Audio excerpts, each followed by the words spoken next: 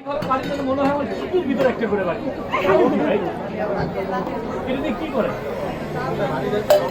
মানে কাস্টমার ডাকলে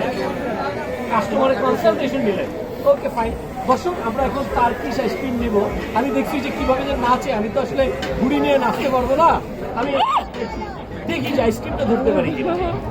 অনেক দর্শক আসছে দর্শক এখানে আপনাদেরকে দেখাই যে সবাই দেখছে আপনি ভাবছেন যে আইসক্রিম খাবেন সেই বিখ্যাত টার্কিশ আইসক্রিম আপনি না ধরতে পারেন তাহলে ডাবল দাম কোনটা করবেন লাইভ রিক্স দর্শক এটা নেওয়া যাবে না ধরতে পারলে ডাবল দাম এটা এই রিক্সটা কে নিবে ভাই ৭৭ নাম্বার দোকান এই তো প্রেস্টিজের পাশে ওকে আমি দেখি ওই আইসক্রিম কোথায় ট্রাই করি আমি ধরতে পারি কিনা কোথাও ধরতে পারলে নিব না ধরতে পারলে আমি একবারই ট্রাই করবো দর্শক আইসক্রিম আসতেছে আমি আপনাদেরকে দেখাবো হ্যাঁ ওকে ওকে ওকে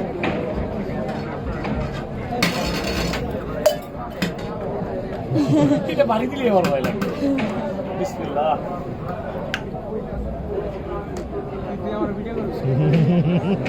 দর্শক একটা রিক্স ধরতে পারলে দাম লাগবে না নাই নাই আমি আপনার সাথে খেলবোই না আমি একবার খেলবো দর্শক আইসক্রিমটা কিন্তু যতটুকু না মজা পাবেন খেয়ে তার চেয়ে যে একটা বিনোদন